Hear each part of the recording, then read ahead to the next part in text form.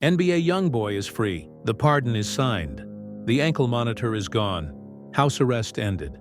Fans are celebrating, thinking the battle is over. But they couldn't be more wrong. Because while the spotlight shines on YoungBoy's freedom, there's an invisible war raging behind the scenes. The federal government hasn't closed his file. Not even close. This isn't just a story about one rapper. This is a story about the way the Department of Justice systematically targets hip-hop artists, especially those who refuse to play by the rules of the music industry. Presidential pardons, legal victories, and acquittals might look like freedom, but the reality is far more complex. Once you're on the federal radar, you never really get off it. Surveillance continues, investigations adapt, and a single misstep could send you back to federal custody in an instant. NBA YoungBoy's case exposes the dangerous intersection of politics, law enforcement, and hip-hop culture.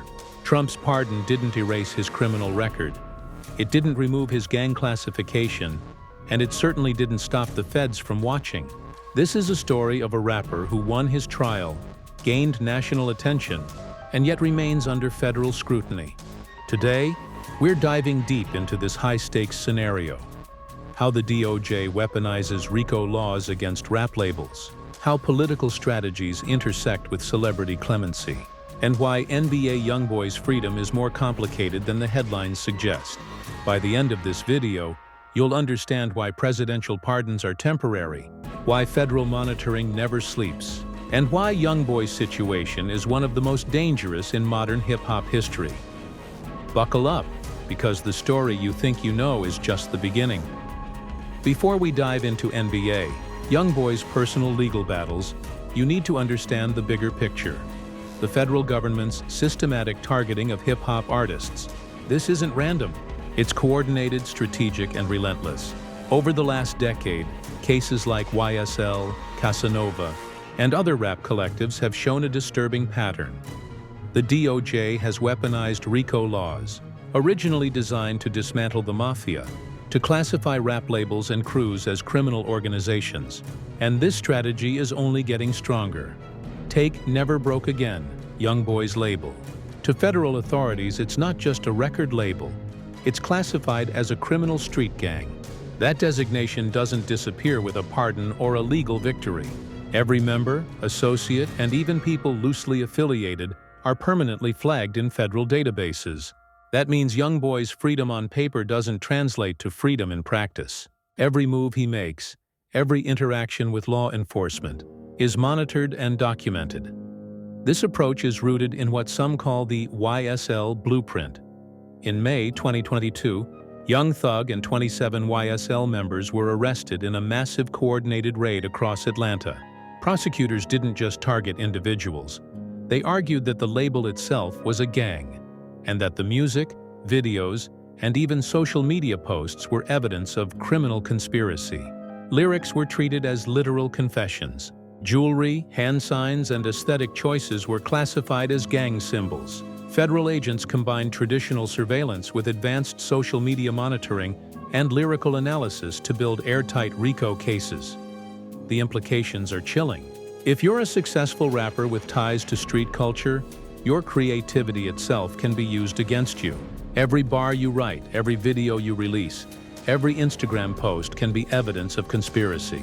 And when federal agents invest years into building these cases, a presidential pardon or legal victory doesn't erase the intelligence they've collected. It doesn't make the file disappear. It just forces them to evolve, adapt, and wait for the next opportunity. This is why NBA YoungBoy's situation is so precarious. While fans celebrate the pardon and acquittal, federal agents see him as an active target.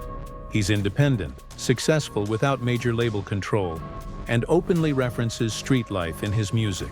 In the eyes of prosecutors building the next RICO case, these are not artistic choices. They are criminal behaviors to be documented, monitored, and eventually prosecuted. By understanding the federal war on hip-hop, you begin to see why presidential pardons, legal wins, and public victories are only part of the story. YoungBoy's battle isn't just in the courtroom. It's in an invisible arena where surveillance never stops, and political interference only adds fuel to the fire. The moment NBA YoungBoy's pardon was announced, fans erupted. Social media lit up with celebration. Headlines proclaimed, "YoungBoy is free." But the reality is far more complex. Presidential pardons are powerful, but they are not magic. They do not erase convictions, remove records from federal databases, or stop federal monitoring. They merely forgive punishment for specific charges. And in YoungBoy's case, that's exactly what makes his freedom so precarious. To understand why, we need to break down how presidential pardons work. A pardon is an act of executive clemency. It forgives punishment for federal offenses, restores certain civil rights, and can prevent future prosecution for the specific charges covered. But it does not erase the conviction, expunge federal files, or remove ongoing surveillance. For someone like YoungBoy, who has been deeply entangled in RICO investigations, federal agents still have access to years of intelligence, associates, financial transactions, movements, and previous arrests. A pardon removes the immediate threat of imprisonment, but it doesn't remove the federal footprint. This isn't just theoretical. Look at Kodak Black. Pardoned by Donald Trump in January 2021, Kodak's legal battles didn't vanish. State arrests and scrutiny continued. He remained on federal watch lists, with financial activity flagged and movements monitored. The lesson is clear. Pardons can remove punishment, but they do not remove attention. And that's exactly the stage NBA YoungBoy stepped onto. Trump's political strategy adds another layer. Presidential clemency for hip-hop artists isn't purely about mercy. It's about optics, influence, and reaching audiences. Traditional political messaging cannot. Trump's team studied the cultural impact of high-profile rappers and realized pardoning them generates goodwill, especially among young, urban voters. By granting NBA YoungBoy clemency on his first day back in office, Trump signaled that he would protect successful black artists from what he portrayed as government overreach. But the DOJ didn't see it this way. Career prosecutors and agents who spent years building cases were blindsided. Meetings inside the Department of Justice reportedly ranged from frustration to outright fury. Their decades of work, surveillance, intelligence gathering, RICO investigations, were suddenly undermined by a single political decision. While YoungBoy gained temporary reprieve, he also became a high-profile symbol of political interference, which may have made him even more interesting to federal investigators. Here's the takeaway. For NBA YoungBoy, the pardon was not an erasure, it was a temporary shield. The underlying surveillance continues. Every federal agent who worked on the case still has access to the files. Every violation of the law, every association, every public action is under scrutiny. Freedom in this context is conditional and fragile. In essence, a presidential pardon does not guarantee safety. For YoungBoy, it buys time. But it does not remove the federal gaze that has been tracking him for years. And when combined with his history, his label's gang classification, and the RICO precedent established in cases like YSL, it becomes clear that YoungBoy's legal battles are far from over. To understand NBA YoungBoy's precarious position, you have to understand what experts call the YSL blueprint. This is the federal playbook for taking down hip-hop artists, a strategy that combines traditional law enforcement with modern data analysis, turning creativity into evidence and labels into criminal organizations. The blueprint became public in 2022 during the coordinated raid on Young Thug and 27 members of YSL in Atlanta. Prosecutors didn't just charge individuals. They argued that the label itself was a gang. Every song, every video, and every social media post was scrutinized as potential evidence of criminal conspiracy. Lyrics were treated like confessions. Jewelry, hand signs, and clothing were classified as gang symbols. And the strategy worked. Young Thug and several associates faced decades of potential prison time. Here's where it gets relevant for NBA YoungBoy. Federal prosecutors are trained to view the music itself as a roadmap. Lyrics describing violence, drugs, or loyalty are not interpreted as art. They're interpreted as documentation of real-world behavior. Videos showing firearms or coded gestures are analyzed frame by frame, sometimes with the help of specialized analysts. Social media posts are time-stamped and cross-referenced with known incidents, creating a narrative that attempts to connect fictionalized storytelling with actual criminal acts. This approach has changed the game. Rappers no longer operate in isolation. Every release, every performance, every public statement can be used against them in court. Federal agents spend years building dossiers, combining wiretaps, surveillance, informants, and now detailed analysis of music and social media activity. The intelligence gathered isn't just about a single artist. It's about mapping out entire crews, their networks, and their finances. NBA YoungBoy sits at the center of this storm because he embodies everything the federal system has deemed high risk. He's independent, successful, and loyal to his label, Never Broke Again. He openly references street life in his lyrics, maintains connections with his crew, and refuses to conform to industry politics. To federal prosecutors, these are not artistic choices. They're actionable behaviors. Even after acquittals or pardons, the intelligence collected remains. Every federal agent who monitored YoungBoy's movements and communications still has access to his files. Every lyric, video, and post is documented. Any misstep, associating with the wrong person, appearing in the wrong location, or violating parole, can trigger renewed investigations. Freedom isn't about being legally cleared. It's about navigating an ongoing system of surveillance designed to anticipate and punish the next slip-up. The YSL blueprint also sends a broader message to the hip-hop community. Success alone is a risk factor. Being authentic, street-connected, and influential makes an artist a target. And for NBA YoungBoy, this isn't theoretical. He's already been under federal scrutiny for years, his label flagged as a gang, his lyrics examined as potential evidence, and now, even a pardon cannot erase the surveillance that has been meticulously building against him. Understanding this blueprint is key to understanding why NBA YoungBoy's freedom is only superficial. It's not just about court victories, it's about surviving a system that treats his art, his loyalty, and his success as threats to be neutralized. Let's take a closer look at the moment that changed everything for NBA YoungBoy. September 28, 2020, in Baton Rouge, Louisiana. YoungBoy and over a dozen associates were at a music video shoot when local police, working with federal agents, descended on the scene. Firearms and drugs were found, and while most arrests were handled as state cases, YoungBoy, already a convicted felon, faced serious federal charges. Even though he wasn't personally holding a weapon, federal law allowed for constructive possession charges. Simply being in proximity to firearms with knowledge of their presence meant he could be prosecuted. YoungBoy was hit with 2 charges: felon in possession of a firearm and possession of an unregistered weapon.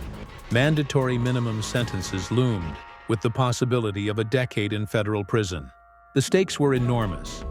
Initially, YoungBoy bonded out of local custody, but the feds moved to detain him pending trial, citing him as a flight risk and a danger to the community. The judge agreed, sending him back to federal custody. After several months, a different judge allowed him to serve house arrest in Utah under extremely strict conditions: 24/7 GPS monitoring, limited interaction with associates, and tight control over his daily movements. Essentially, YoungBoy was confined to a luxury prison.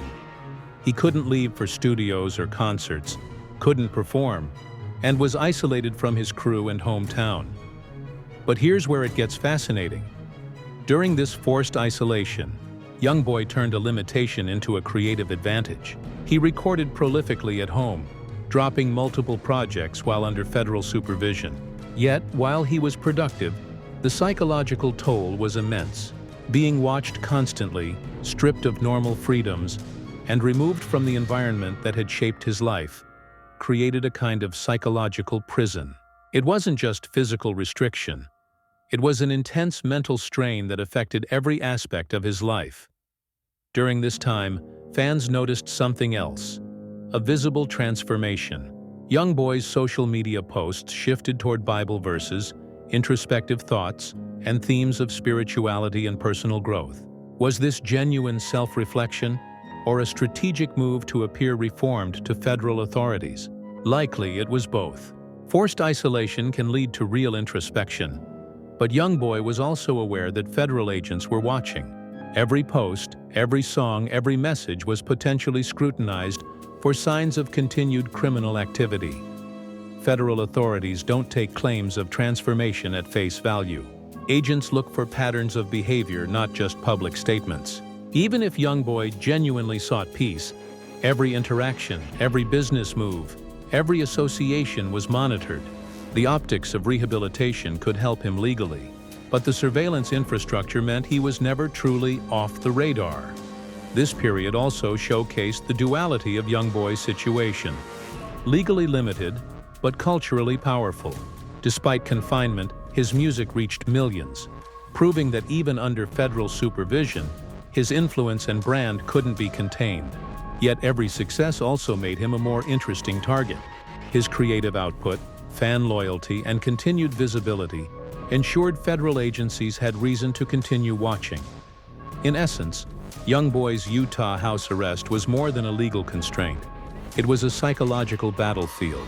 It tested his resilience, his creativity, and his ability to navigate life under constant surveillance. And while it produced some of the most prolific moments of his career, it also demonstrated that freedom in federal cases is rarely absolute.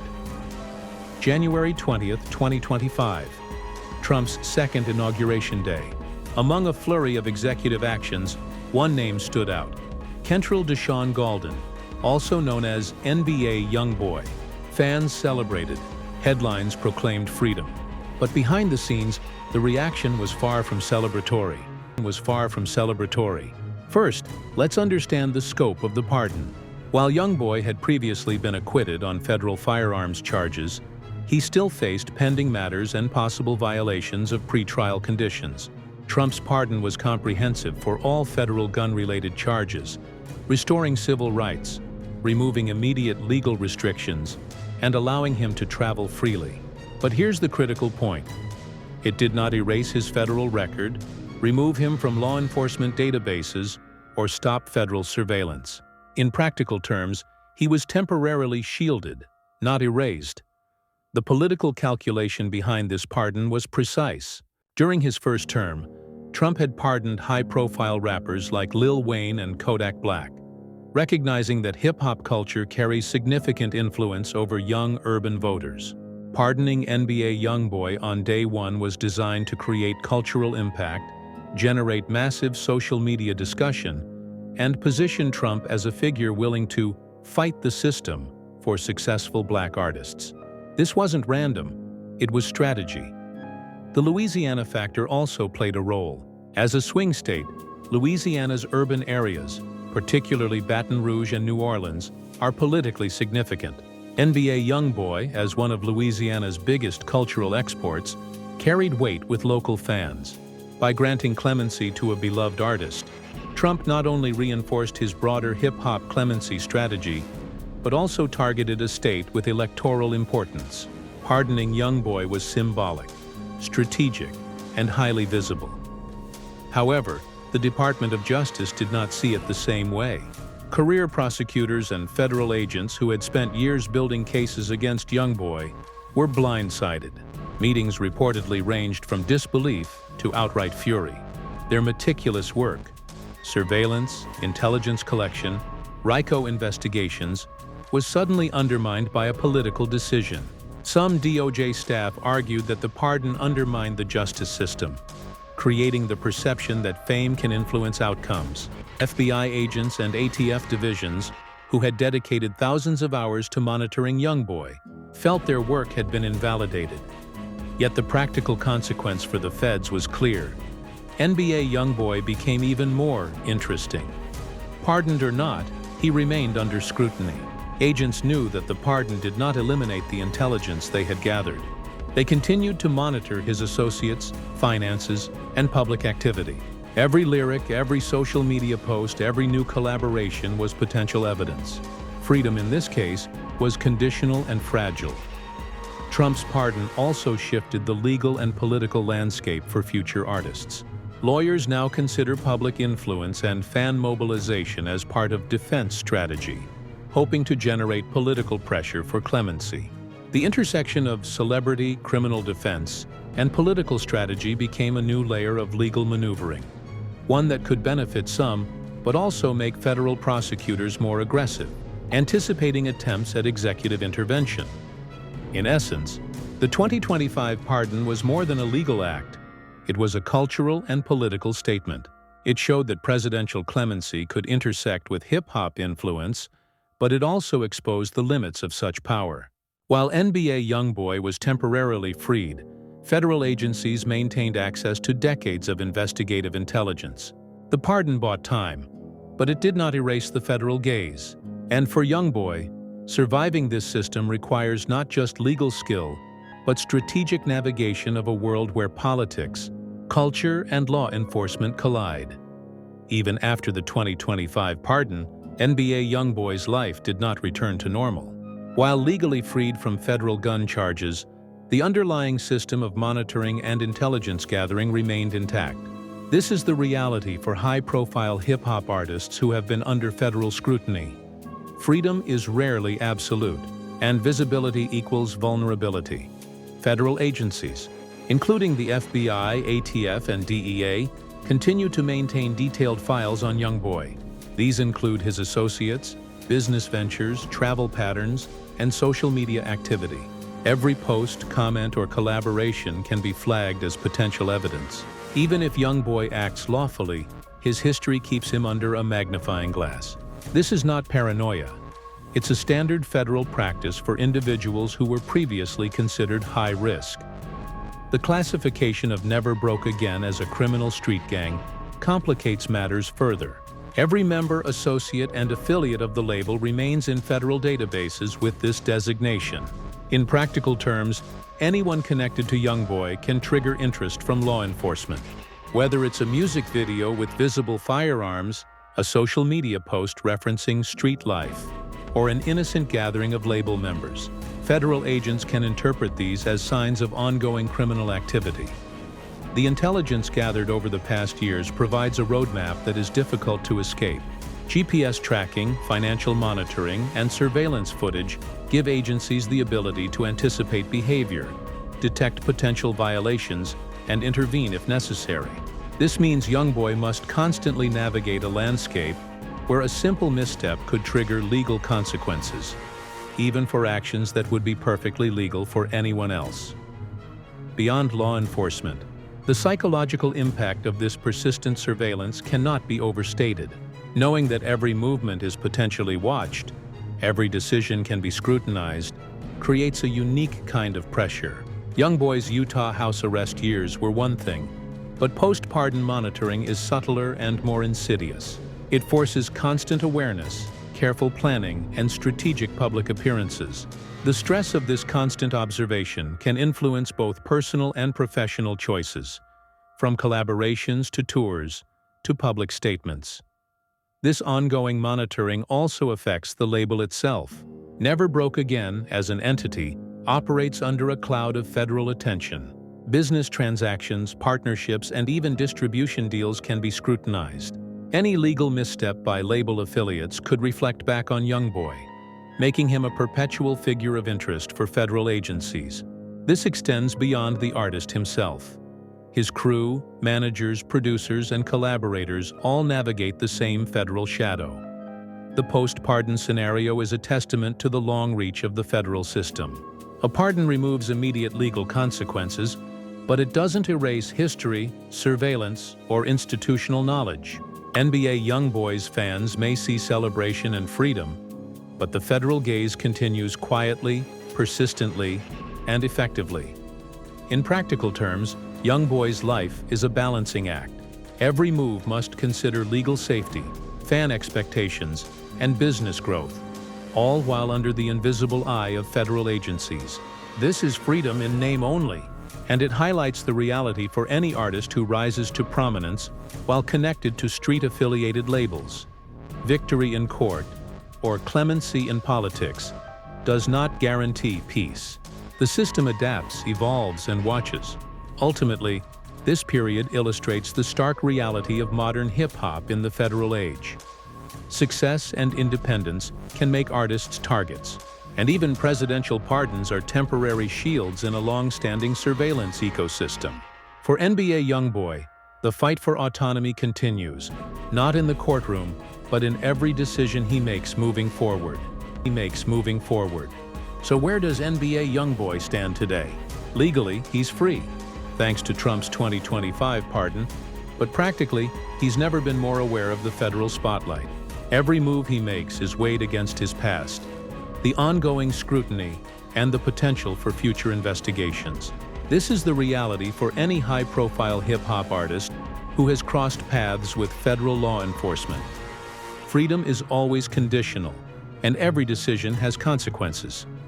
YoungBoy's survival strategy has become multi-layered. First, he continues to carefully manage his public persona. His social media posts, music releases, and public appearances are curated to balance authenticity with caution.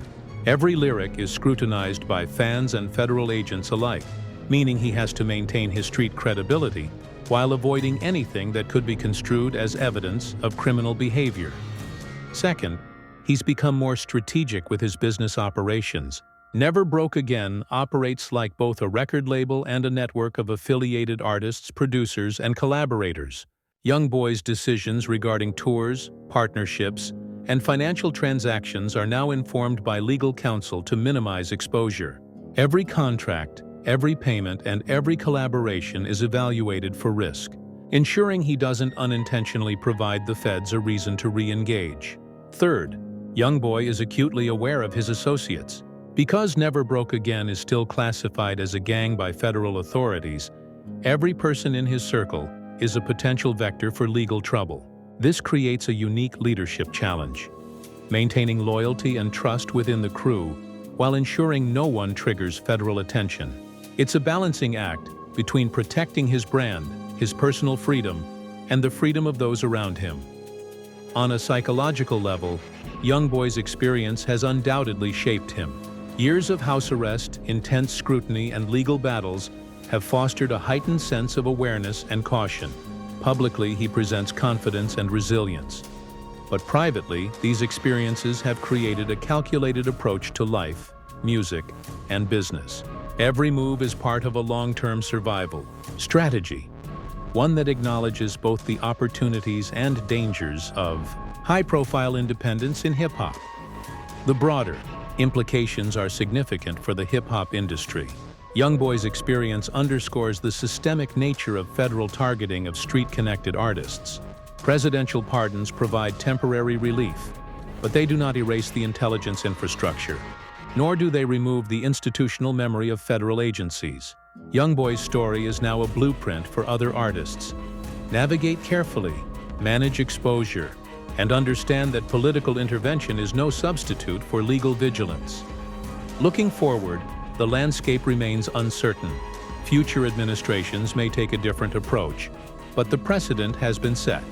Celebrity, fan influence, and public campaigns now intersect with criminal defense. Artists and lawyers are considering political strategy alongside legal strategy, a new paradigm in hip-hop criminal defense. The interplay between fame, federal law, and executive power has fundamentally changed how cases like YoungBoy's are handled and perceived. For NBA YoungBoy, the fight is ongoing. Legally unshackled but constantly monitored, he exists in a unique space where freedom is a mix of caution, strategy, and influence. He continues to release music, grow his brand, and maintain his fan base, all while navigating an invisible battlefield controlled by federal agencies. Every song, every post, every business move is part of a larger game. Survival in modern hip-hop under federal scrutiny.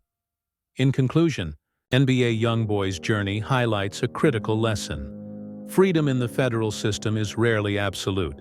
Pardon, acquittal, or victory in court does not erase surveillance, institutional memory, or strategic targeting. Artists like YoungBoy must combine creativity, caution, and calculated moves to thrive. His story is not just about one rapper. It's a blueprint for understanding the intersection of law, politics, and hip-hop in 2025 and beyond. If this video gave you a new perspective on NBA YoungBoy's freedom, or what freedom really means under federal scrutiny. Hit that like button and show your support. This story isn't just about one rapper. It's about understanding the system, the politics, and the hidden battles that shape hip-hop today. Don't forget to subscribe and turn on notifications so you never miss the latest updates on hip-hop's biggest stories. From legal battles to industry secrets, every week we dive deep into the intersections of music, politics, and culture, breaking down the stories that mainstream media often won't cover. Drop your thoughts in the comments below. Do you think NBA YoungBoy can truly live freely after this pardon? Or is this just a temporary reprieve under constant federal watch? How do you feel about presidential pardons being used as political strategy in the world of hip-hop? We want to hear your opinions. And if you really want to stay ahead of the curve, share this video with your friends who follow hip-hop closely. The story of NBA YoungBoy is more than headlines. It's about survival, strategy, and understanding the game that plays out behind the scenes. Stay tuned, because the next chapter in this story is already unfolding.